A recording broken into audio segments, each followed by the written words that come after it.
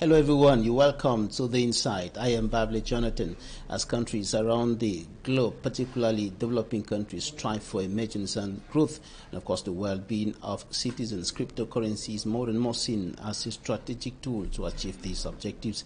Central African President Foscan Archange Touadera described this technology as a unique opportunity for economic and technological development, and after the Central African nation made Bitcoin legal tender in April last year, she is now paving the way for a broader crypto adoption, and countries around the world are moving forward with establishing cryptocurrency legislations. The Central African Republic is doing same. In the meantime, there is a huge problem, a serious problem of lack of knowledge or poor understanding of what this is all about, and many persons are being duped and huge sums of money illegally taken away from them, and that is why we want to answer some questions around this technology of cryptocurrency. What is it? How is it being used in trading, and how can it be used to boost economic and of course technological development? Also in this edition of The Inside, we'll take a look at the situation of press freedom and freedom of expression in general in the Republic of Cameroon. Cameroon remains one of the leading jailers of journalists in the world, in Africa, and of course on the occasion of the 2023 World Press Freedom Day, we spoke to a veteran journalist from Asia TV's Charlie Ndicha. You will hear him in this edition of The Insight. Meet our guest shortly.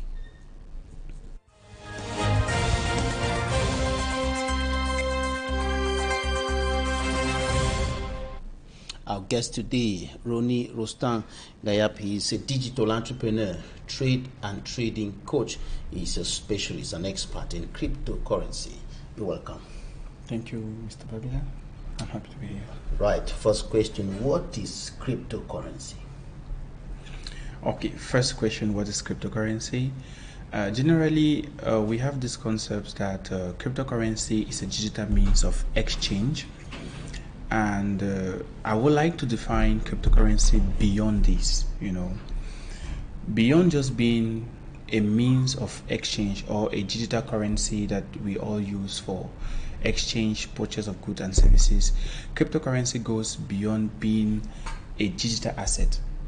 So cryptocurrencies are digital assets that uses cryptography for their security, cryptographic technique for their security, and serving as a means of exchange is just one of the main rule of cryptocurrencies. It means that there are other assets that are not necessarily being used for exchange, which are still cryptocurrencies, like NFTs.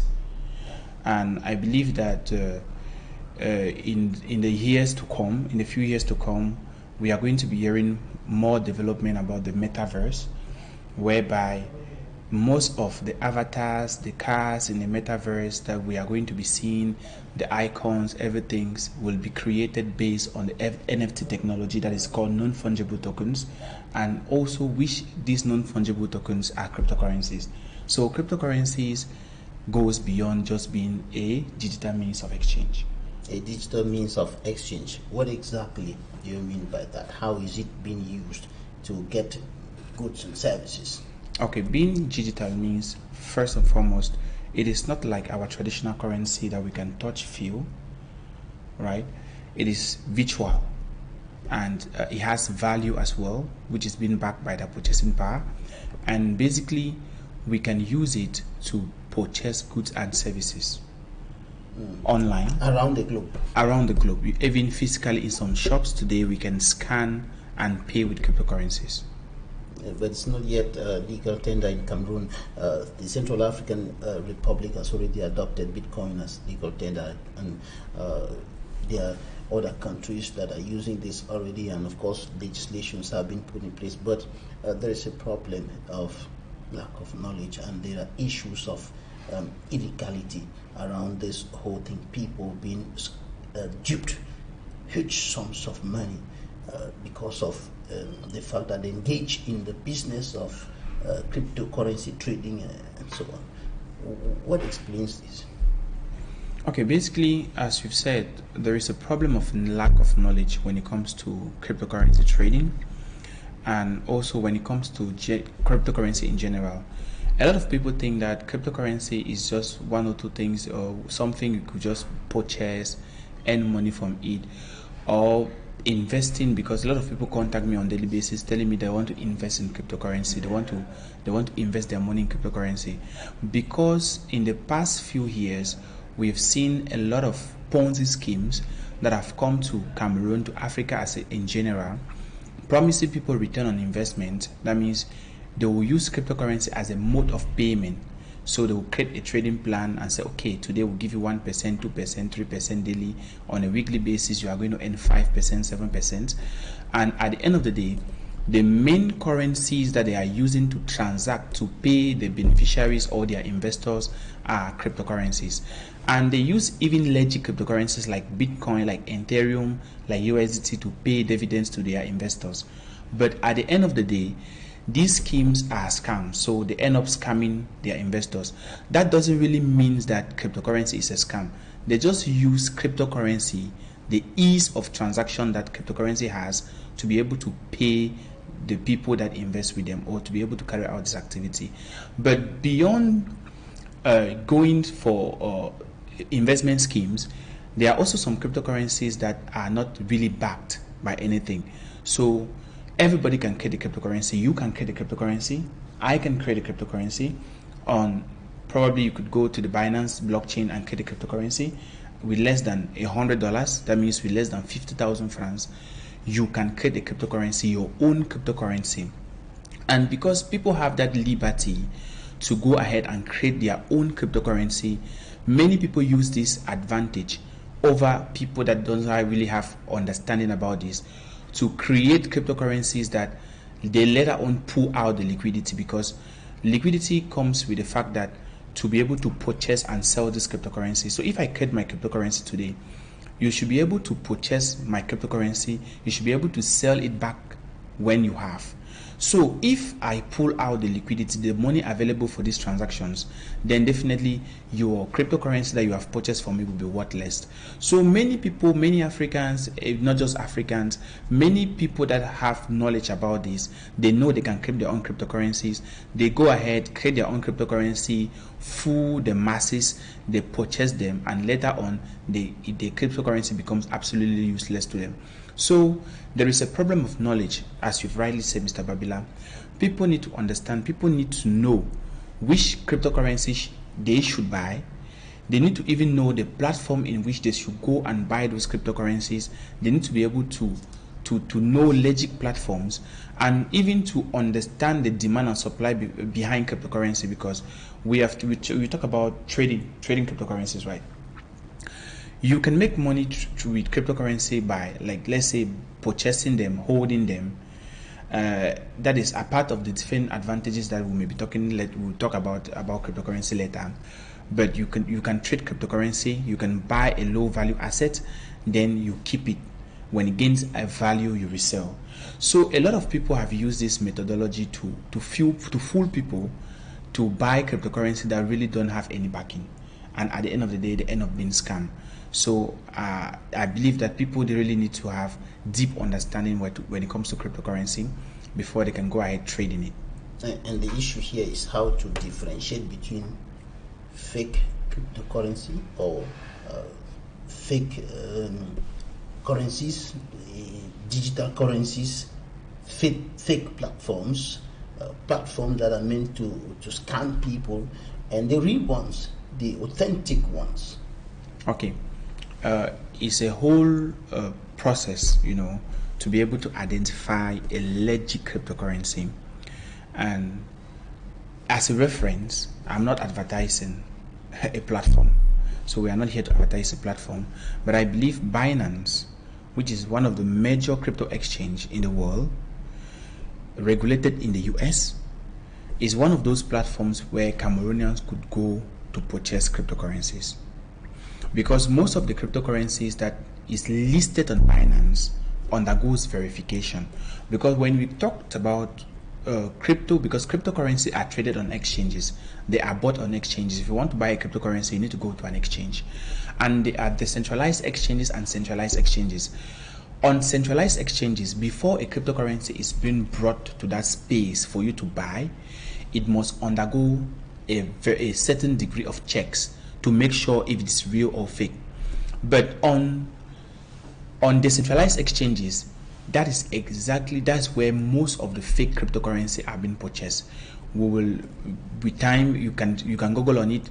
You will see some decentralized exchanges like PancakeSwap, Uniswap, and this is the two major hopes where people go and purchase newly listed cryptocurrencies that end up being scams or being honeypot. Honeypot is just in the case where you can purchase a cryptocurrency and you cannot resell back because there is no liquidity, there's no money in the pot, right? But a platform like Binance that have the right regulations, before listing a cryptocurrency on Binance, it must undergo these various checks. They will have to check the background. They have a fundamental check to find out the team behind that cryptocurrency, the objective of the cryptocurrencies, to really see if it is something, is a project, because each cryptocurrency is linked to something. There must be a project in which that cryptocurrency is linked to. There must be something that it is actually, there must be a vision behind every cryptocurrency, not just creating community tokens that gain value only when people buy. There must be something pulling you to purchase Bitcoin. There must be something pulling you to purchase Ethereum. There must be an ecosystem that will permit growth and development. As we have said, it's a new field of technology and it develops. So cryptocurrencies that are built on platforms that have the potential, the ecosystem to develop, to grow, will continue to maintain their value, will continue to grow, and those holding them definitely will make money from there.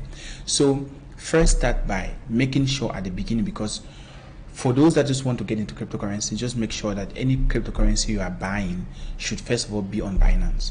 And you need to understand the technical fundamentals behind every cryptocurrency. That means you need to analyze a chart to find out when it is actually good for you to purchase and when it's good for you to buy or to sell, sorry.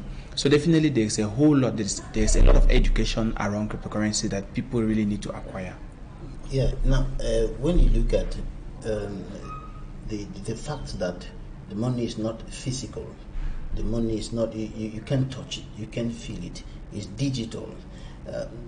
There's an issue there, because in Cameroon, for example, today, in Nigeria, it's the Nigerian economy is much more advanced, and Nigerians are more versed with digital transactions that is being through digital channels. Mm-hmm. But in Cameroon, you will tell a cab driver, "Can I pay you by mobile money?" He says, "No, I want to feel my money in my hands." "Can I pay you by mobile money to a bike rider?" "No." You go to a shop, "Can you pay by mobile money?" He does not have mobile money account. So the issue of digital, the fact that the currency is digital, how can you convince somebody to believe in something they cannot touch it? What is the proof that it does exist? The money that he's seeing, that okay, in cryptocurrency I have 1 million. With the physical cash, he knows that he can touch it. It's in the bank. Definitely. But with the cryptocurrency, it's only in kind of visual form, and he can only see it in the computer and so on. You know, when it comes to convincing people to actually believe that cryptocurrency is real, people first of all need to accept that there is technological advancement. They need to accept that there is this digital development. So you need to first of all accept that okay, things are changing. Before, you could send messages to people via letters, mailbox, scam post, but today you can send via WhatsApp. Definitely people accepted, and they could actually see the way the messages have been delivered. So to be able to really convince someone to believe in the cryptocurrency since it's digital, they should be able to, they need to educate them, and because in your cryptocurrency wallet you can actually see what you have. And another way is that they should be able to accept the utility of cryptocurrency in general in our country, so that if you tell a common man, okay, I have sent you $50 worth Bitcoin in your account, and you can go to a petrol station, scan and pay, and let's say you deduct $50 from it to pay for fuel, and they actually give you the fuel, it can make you to believe that what actually you are holding is true. You get it? So definitely, the use of cryptocurrency in our country need to be visible. People need to see it. People need to know that, okay, if I have cryptocurrency, I can go to shop B to purchase a shoe. I can go to this place to purchase a piece of land with my cryptocurrency. That means the uses of cryptocurrency need to be visible for people to really accept it. You talked of the cryptocurrency wallet. Is it synonymous to a bank account in a banking institution? Yeah. When you look at the traditional banking system, today with the bank, you need to have a bank account to be able to save money in the bank. And definitely to get a bank account, you need to maybe pay a little fee. But when it comes to cryptocurrencies, you realize that a cryptocurrency wallet can just be downloaded from Play Store or from App Store, and someone can just, with the aid of your wallet, because each cryptocurrency wallet has an address. So if I have your address, I'll just be able to send you money to that wallet, and automatically you are owning your own cryptocurrency bank without necessarily paying anything for anybody, just by downloading the app. So these cryptocurrency wallets are just applications where, like, you have Momo. There's Momo app, right? Where you have your mobile money today, people believe it's real. You open your phone, you open the Momo app, you see some figures, you believe it's your money. Same thing with cryptocurrency.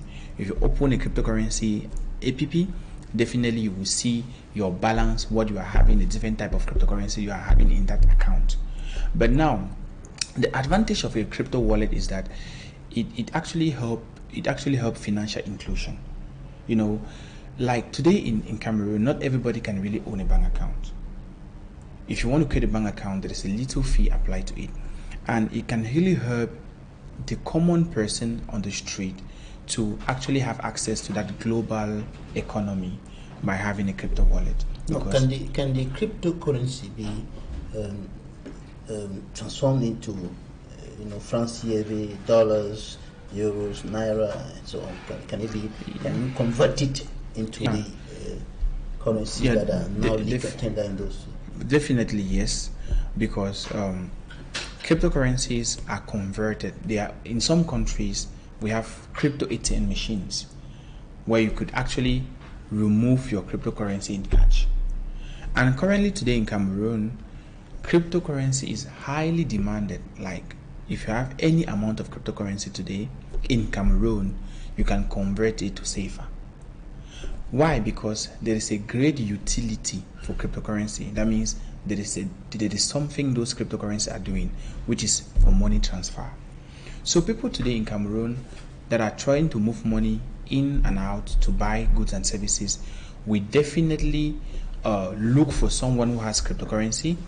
You give them your cryptocurrency, and in return they give you CFA. So converting cryptocurrency to cash is very easy in Cameroon. Right. Even though we don't have legal institutions where you have to take your cryptocurrency and it just change like that, we have crypto exchanges. That means they are merchants that are purchasing those cryptocurrency, and in return they are paying you in mobile money. And there are even platforms in Cameroon that you can go and sell your cryptocurrency, where you can go and buy your cryptocurrency. Notwithstanding, it is not an advertisement for Yellow Card, because Yellow Card is one of those platforms where it's online. You can take your cryptocurrency to Yellow Card, you sell it, they give you mobile money. You can go to Yellow Card that you want cryptocurrency, they will tell you the rate, you pay mobile money, and they give you cryptocurrency. So converting cryptocurrencies in Cameroon, definitely like Bitcoin, Ethereum, USDT, is nothing that difficult. It's not difficult. It's not difficult. Now, can anybody come in to the platform, Binance for example, and start the purchase and selling? What do you need? How much money do you need, for example, to start something? Okay, when it comes to who can start trading cryptocurrency today, anybody can start trading cryptocurrency.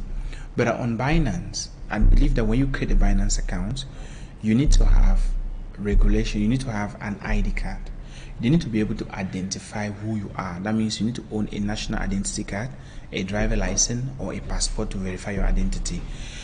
an account on Binance which is not verified have some regulations. That means there is a certain amount of transactions that you cannot do.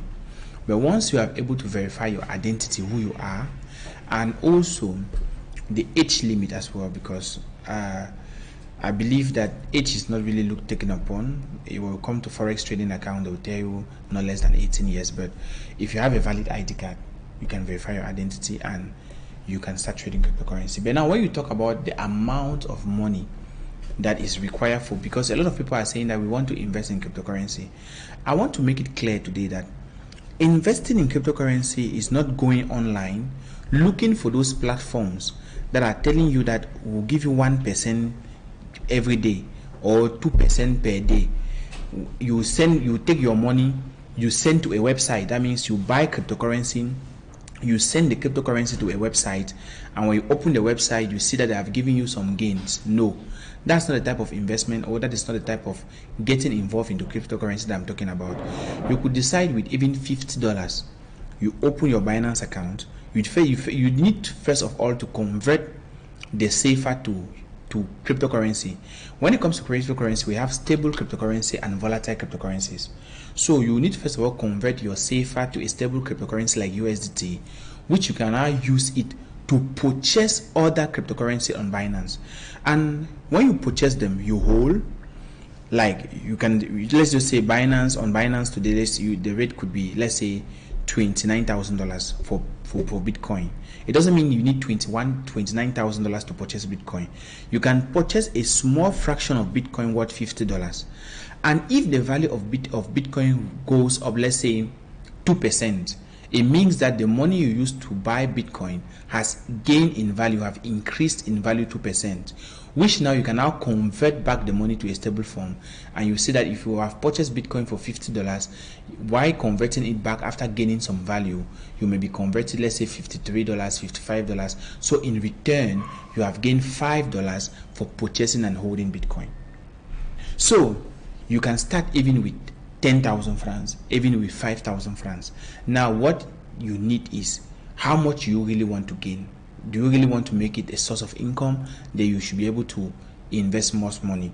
Investing, I keep saying, because that's the thing Cameroonians know, or going to a website, put in their money. If you are involved in any platform, let's say where you take your money, your cryptocurrency, you send to that platform, and you don't have access, you don't have total control over your funds, then you can be scammed at any time.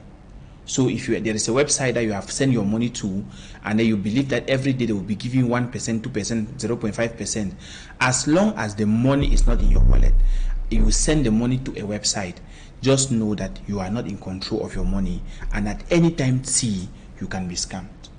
So when we are talking about people investing in cryptocurrency or getting involved in cryptocurrency, they should really understand the sense of which we are talking about. So we are trying to tell them that yes, if you love cryptocurrency, you want to make money from this digital world, yes, good, fine. Look for a regulated exchange. Do research on legit cryptocurrency that have made 1 to 3 years. You look for a time, you check when they have dropped in value, you purchase. When it gain value, you resell back on that same platform and you make money. For now, until you have good knowledge before you can do things out of that. Right now, we know that online there are issues of security, cyber criminality. That is a serious problem. How secure is it doing trading with cryptocurrency, buying and selling with cryptocurrency, or buying and selling cryptocurrency? Okay. How secure, as Mr. Babila just asked, buying and selling cryptocurrency? Good. I will talk about the security of you trading cryptocurrency in 2 ways. One way is that being a merchant or being an exchanger, someone where people will send their cryptocurrency to you, and in return you pay them in safer. You can buy at a lower rate. Let's say today 1 USDT is 662 francs. So you see someone selling USDT at 650 francs. You buy from that person selling 650 francs and resell to that other person buying for 662 francs. So you make a difference of maybe 10 francs from your transactions, or 1 franc or 2 francs. That is normal cryptocurrency exchangers. They buy at a lower cost from people that are willing to sell their cryptocurrency and sell to another person buy at a higher rate. This particular way of doing cryptocurrency is risky because you can send your cryptocurrency to someone and in return the person run with your money. And you can send your cryptocurrency to someone's wallet, because this wallet, when you create a cryptocurrency wallet, they don't ask for your identity card. A wallet is different from an exchange, so we should know that when creating an exchange is just where you go to exchange one cryptocurrency to another. Let's say Bitcoin to Ethereum, Ethereum to BNB, BNB to USDT. That's an exchange like Binance, fine. But now when it comes to a cryptocurrency wallet, where you store your cryptocurrency, let's say I have a wallet on Trust Wallet. I have a Trust Wallet. The Trust Wallet is actually like a bank for cryptocurrency, and on that Trust Wallet, I'm storing USDT and I have a USDT address. If I copy it and send to you, you send your money inside. I block you. You cannot catch me. There is no way you can catch me, because when creating my wallet, I never use my ID card. Neither did I use my name nor my phone number. So most cryptocurrency wallets you can just download. They give you a recovery phrase. You copy it somewhere to recover your wallet if you misplace your phone. But saying that they should identify you is difficult, because cryptocurrencies are decentralized. They are not centralized.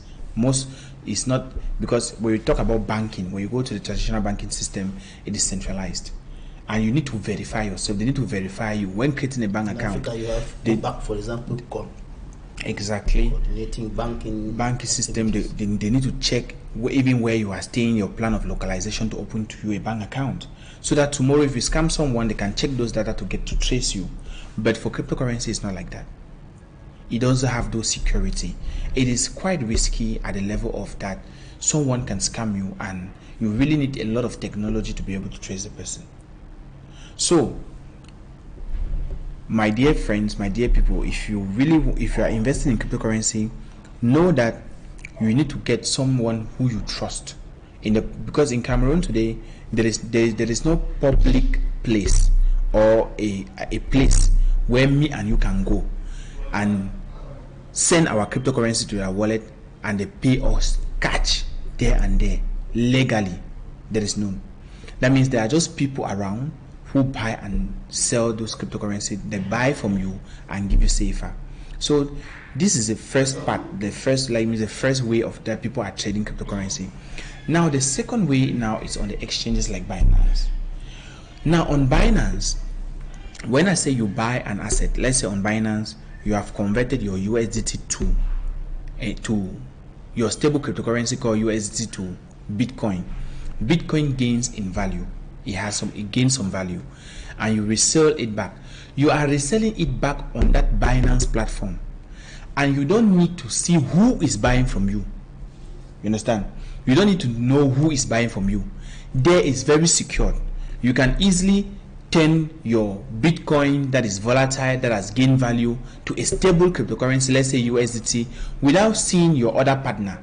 You just place a sell order, it will convert automatically in seconds. You want to buy, in seconds you buy. You don't see anybody. You don't need to get into contact with anybody when you are trading on Binance. So trading on Binance is very secure. Buying, holding, reselling on Binance is very secure.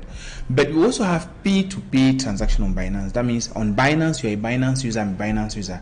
I can send you my cryptocurrency, you send me mobile money.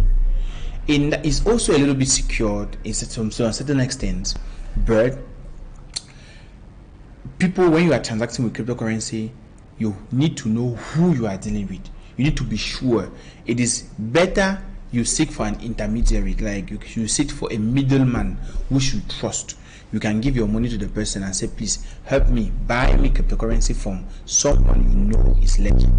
Or if you want to sell your cryptocurrency at the moment in Cameroon, you look for someone that is legit. You wish you know, you can identify, you can trace before you send your cryptocurrency to the person. Because if it's a scammer, you send, the person will run away. A lot of people, have had friends that have lost millions of francs millions and millions of francs by just sending their cryptocurrency and waiting for mobile money. The person disappears with it. No, and they cannot trace them. That's for buying and selling cryptocurrency. Exactly. Now, buying and selling with cryptocurrency. That's somebody is here in Cameroon. You want to buy goods worth maybe 100 million francs here in China.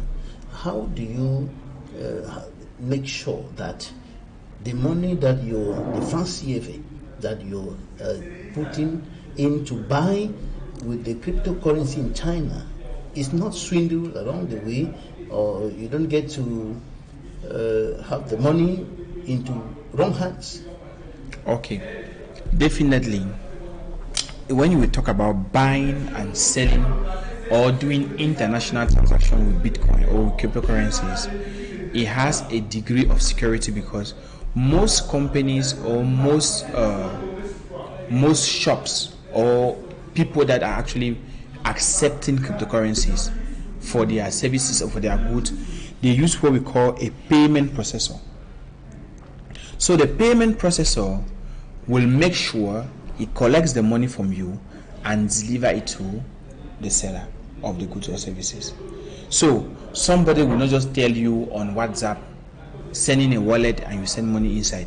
If you go to their platform, which is their legit platform, and you select a product which you want to pay with cryptocurrency, they have integrated a payment system on that platform which will collect the money from you and deliver to them, and you can trace it from the payment provider.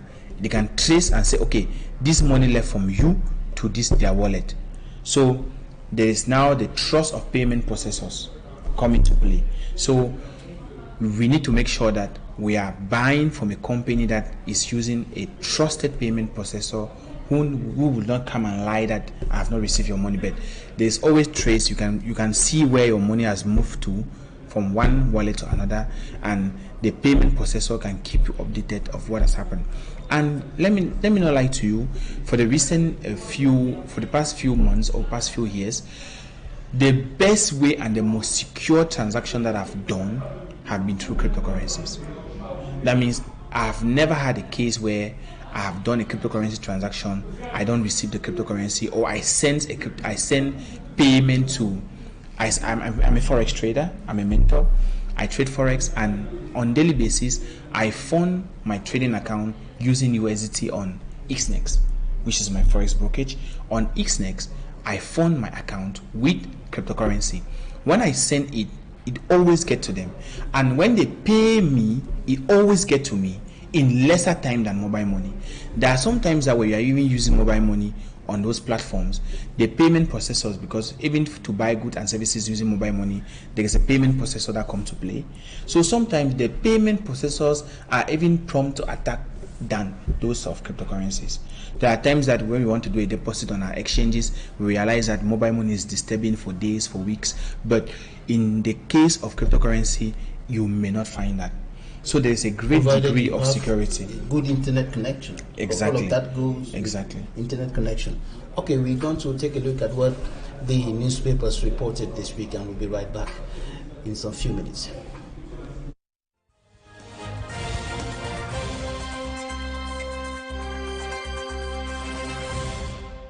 The Guardian Post reports food crisis in 10 divisions of the northwest and southwest regions and 7 other divisions of Cameroon.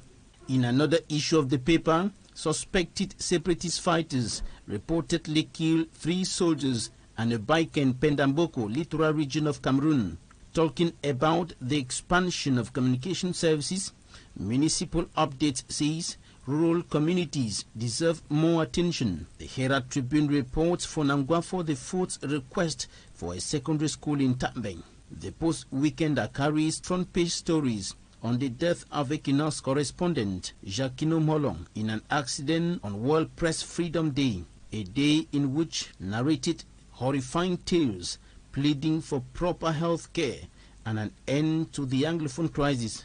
As reported by the Guardian Post, Senior Associate for Africa and Regional Director of the National Democratic Institute attribute the sorry state of private media in Cameroon to the Biya regime's bad governance. He calls for an end to criminalization of media offenses, the urgent need to enact the Freedom of Information Act, Dr. Christopher Fomunya also insists that a negotiated peaceful approach and not military option will resolve the Anglophone crisis.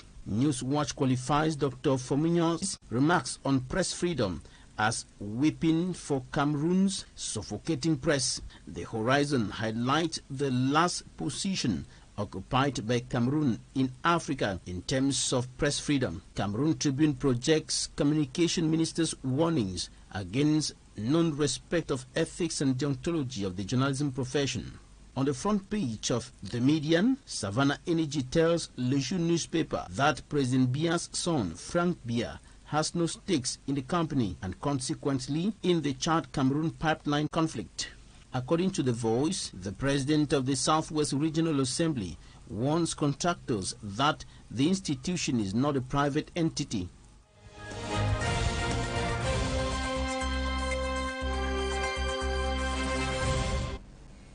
Thank you for staying with us. We are still with our guest, Ronnie Rostam Gayapi is a digital entrepreneur, trade and trading coach, cryptocurrency expert. Now, what are the benefits, the advantages of the cryptocurrency compared to maybe France, the Euro, Naira, and all the rest?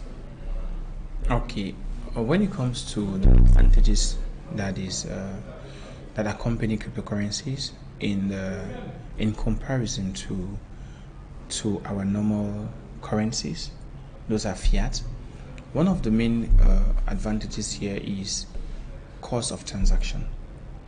When doing transaction with cryptocurrency, you come to realize that it is faster, it is way more cheaper than doing those transactions in the bank, and much more secured.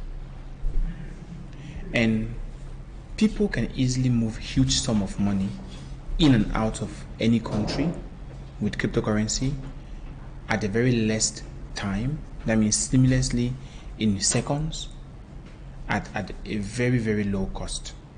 For example, doing a transaction with USDT, which is a stable coin, you can send, let's say, from $1 to even $100,000 just with a charge of $1. That means you can send 50 million francs where you are just being charged 600 francs. Imagine. But if you go to the bank now in Cameroon, you want to send 50 million out of Cameroon, you are going to pay at least from 500 francs to 1 million francs worth of fee. So you see that cryptocurrency is way more cheaper when it comes to transactions, and is something we should adapt. That's one of the key advantages. Cryptocurrencies have some cryptocurrencies are built with some features that can reduce inflation. That is a limited supply. And in developing countries where their currency are more prone to inflations and unstable, adapting a cryptocurrency with a limited supply can be a great way to limit inflation in their country. Right. And looking at cryptocurrency, talking about financial inclusion, as I've earlier said, you realize that in developing countries, if we really adopt cryptocurrencies, you come to realize that every common person will own a crypto wallet and can have $1 or $2 in that wallet, and can use this wallet to pay for goods and services in and out of Cameroon in few seconds, and definitely partake in the global economy with lesser effort. But that seems to be more favorable for the global economy, as you indicated, but for the local economies of countries, what's the advantage? The president of the Central African Republic qualified that technology of cryptocurrencies as a unique opportunity for economic and digital development. Exactly. Or technological development. You know, for our country as Cameroon, accepting cryptocurrency definitely means we have accepted blockchain technology, which blockchain is underlies many cryptocurrencies. That means cryptocurrencies are built on the blockchain layer, and Since these cryptocurrencies are built on the blockchain layer, not just only cryptocurrency are built on the blockchain, but we have other decentralized applications. And these decentralized applications could be wallets, could be games, could be school programs, could, like, when it comes to technological advancement, talking about blockchain, on a blockchain we can build ledgers to keep records in hospitals, like in Estonia, where blockchain is being used in their medical sector to keep patient record, track patient record, and to ease treatment. We could use blockchain in our universities to record students' performance, keep student record, and information recorded on blockchain is transparent, and anyone can view that information without the information being changed. So adopting cryptocurrency, we are adopting a blockchain, will help reduce fraud. There will be transparency in transactions. I will not tell you I have sent 50,000 francs to Mr. A. I edit the Momo message and post it. Let it be that I sent 10,000, but I've edited it to 50,000 to fraud people. But for cryptocurrency, the transactions are quite visible for everyone that have access to that blockchain. So there's a lot of transparency when it comes to utilizing cryptocurrency in our local economy, but providing a lot of opportunity for technological development. I earlier mentioned the metaverse, which actually will have a great way to play. We will talk about virtual worlds, like in the central land, right? People can purchase pieces of land in the space, in the air, and companies like Samsung have also purchased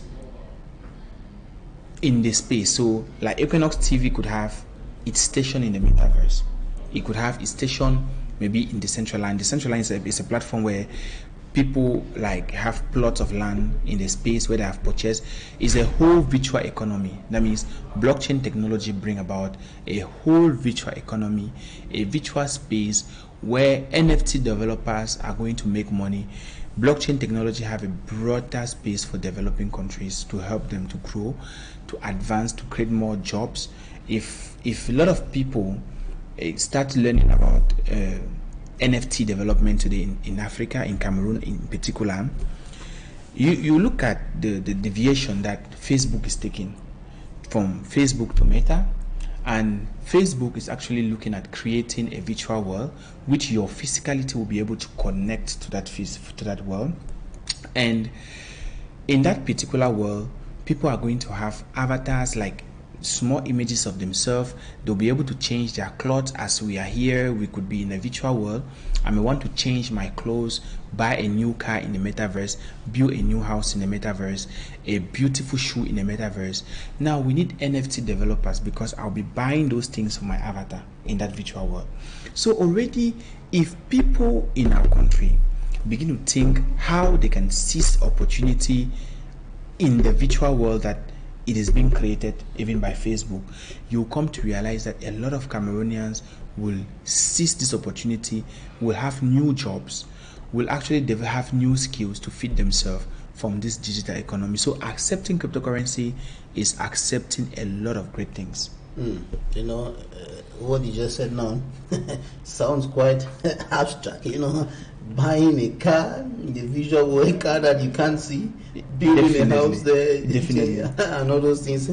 Well, technology is advancing. The world of entertainment, everything is changing. There will be a time me and you will just have to sit in the house, connect our earpiece, and we are having fun in the space with our friends, having meeting, attending musical concert in the metaverse, in the space. Absolutely.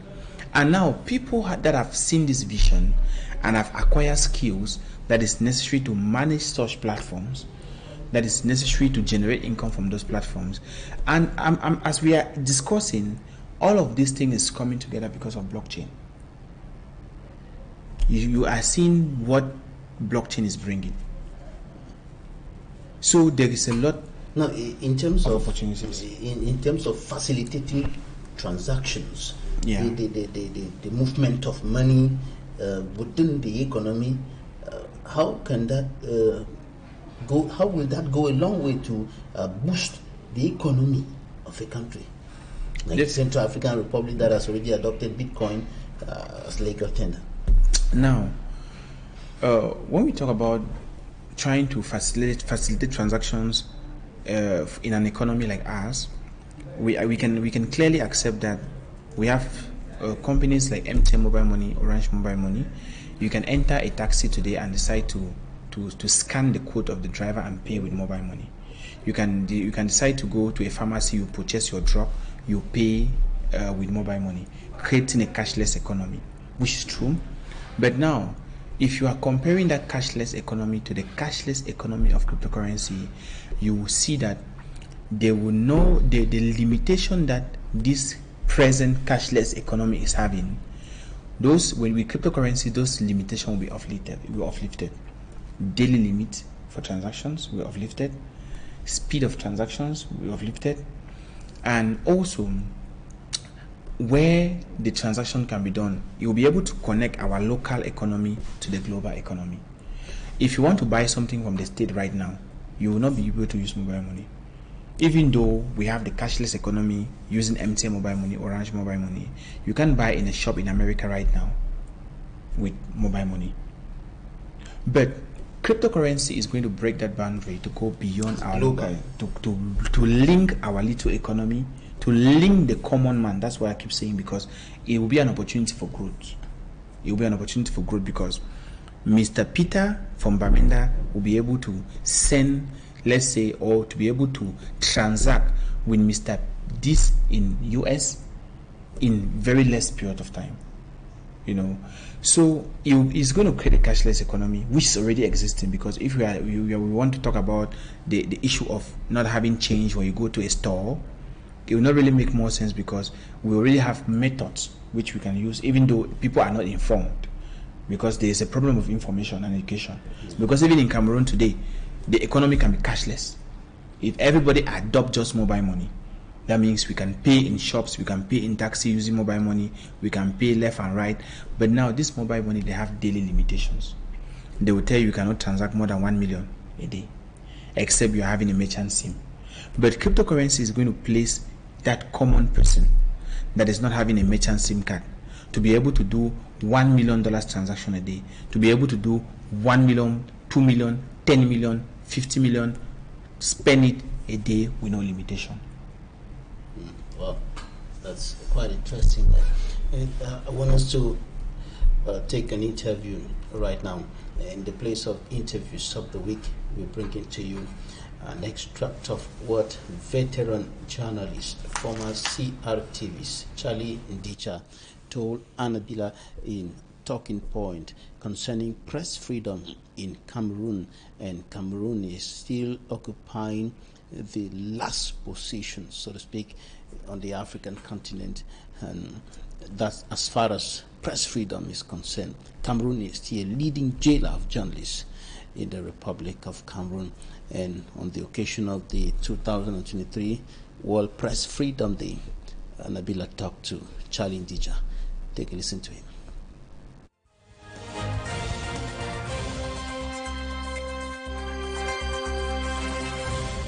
In our Cameroonian context, can we really be talking about a free press, Charlie Ndija? Yeah, we can.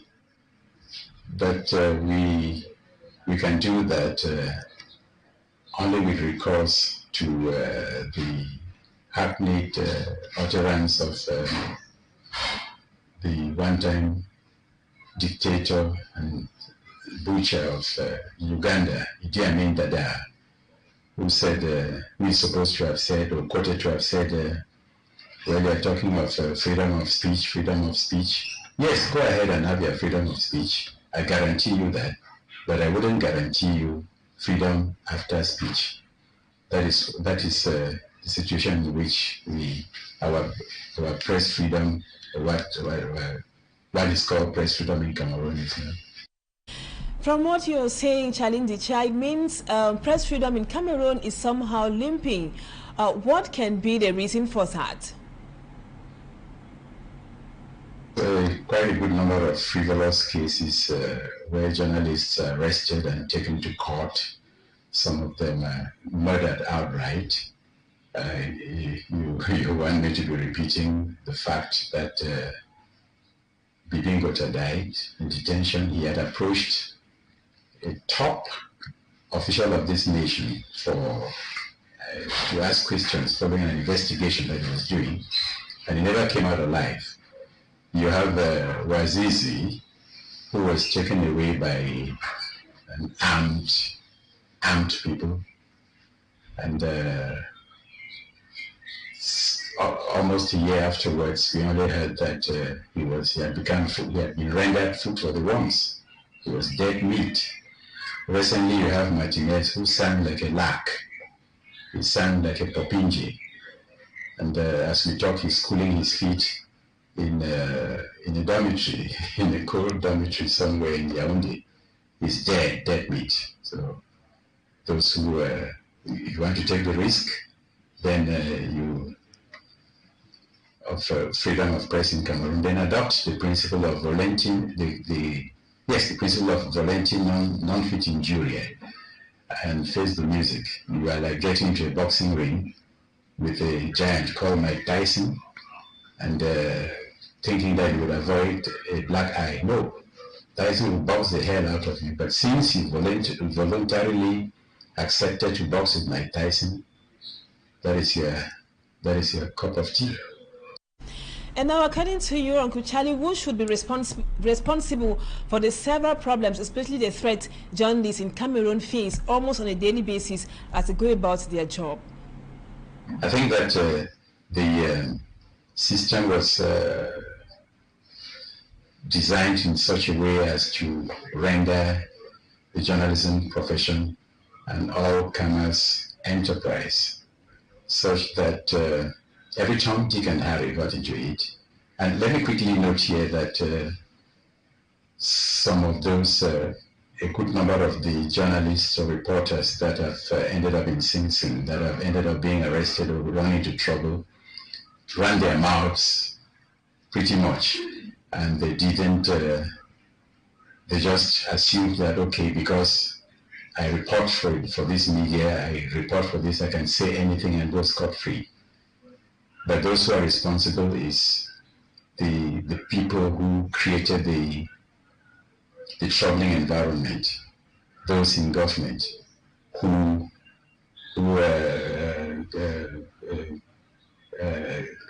accepted that the journalism landscape should be a cesspool for every gutter snipe. And nowadays, Uncle Charlie, it is difficult to decipher between a journalist and quacks because quacks have invaded the profession in Cameroon recently. What's your take on that, and what can be done to ensure that journalists and journalism regain its respect and consideration? I think that in this case, the few journalists, even now, let's be frank to ourselves, let's be honest.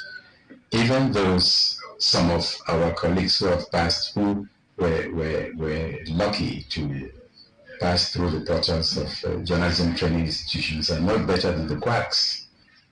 They are committing professionally heinous offenses that stink to the high heavens. But one way of getting rid of who you refer to as quacks is by simply being an undertaker for bad journalism. So you work in such a way, you operate in such a way that the quacks, as you call them, are ignored and are sentenced to the backwaters of what should be decent journalism. And now, Charlie Ndichia, you might also want to find out from you. You are a veteran journalist that all of us know, and you have been in the profession for several years now. Can you tell us, is it possible for a journalist to earn a living from the profession, from his or her job? And maybe can a low salary situation be a reason for the proliferation of gumbo journalism or yellow journalism? It is practically difficult. Well, I remember Chiroma, my good friend, used to brag about the fact that there is press freedom in Cameroon because of the existence of 500 registered newspapers and more, because of proliferation of television and radio houses. And so, but that shouldn't be the yardstick for the measurement of good journalism. So it is there, fine. Those 500 people, 500, maybe 2,000 so-called employees of the place, and how do they get paid? The starvation wages that they are paid with. I call them starvation wages. Some of those where it's supposed to be their take-home pay cannot even take them home.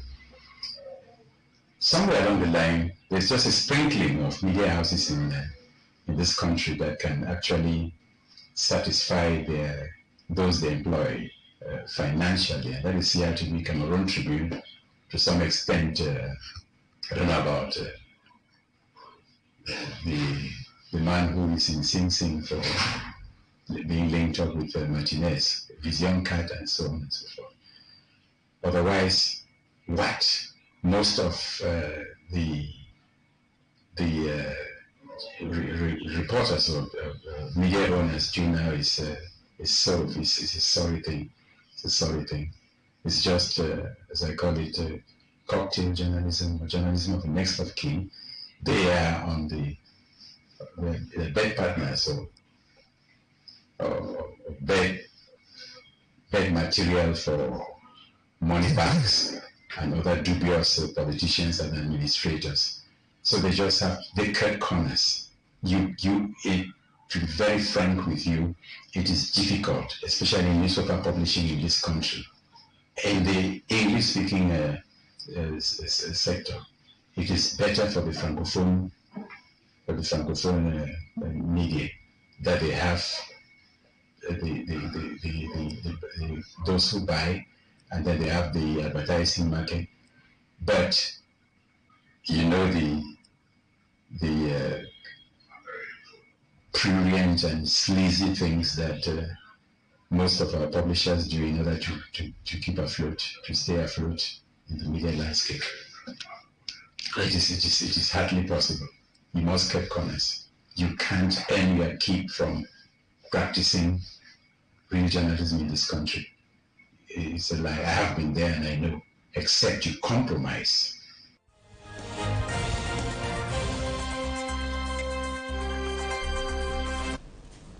That was veteran journalist Charlie Ndicha, fondly called Uncle Charlie, who was speaking there to Anabila in Talking Point. And we are rounding up this edition of The Inside. Ronnie Rostan, many countries, including Cameroon, are still hesitating to adopt the cryptocurrency technology, and among the reasons, or the reasons highlighted, turn around the fact that it is completely decentralized, and there is the control. There are some limitations in terms of control of transaction, movements of money, and the risk of financing of terrorism and other illegal activities.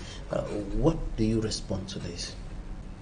Yeah, there definitely, yes. When we talked about the risks, there's a lot of risks when it comes to the financing terrorism in a country like ours. A lot of people can actually send money that has no regulations, that are no trace. Like, since the cryptocurrency domain is quite decentralized, it is prone to a lot of irregular activities, which they are going to be using cryptocurrency as a mode of payment or transactions for such things. But the government can actually set up a regulation to protect transaction in a country. So there could be a regulatory body that can be set up if a government want to accept or adopt that. That will be able to trace, like in the United States, transaction can be traced, and it is being regulated. There are regulatory bodies in place that are actually regulating the use of cryptocurrencies, no matter how risky it is. All right. What would you advise the government of Cameroon, for example? My advice is that if the government of Cameroon is willing or thinking of adopting cryptocurrency, they should put a commission in place to study, to understand how it works first, and also set a community of experts to create a regulation around cryptocurrencies and set rules to regulate, to guide the utility and the limitation of cryptocurrency in our economy, to protect it. Thank you so much, Runi Rustan Gayab. You are a digital entrepreneur, trade and trading coach, cryptocurrency expert. Thank you for your time. Thank you, sir. Thank you, dear viewers. Thank you for staying with us. That's it for today. Goodbye.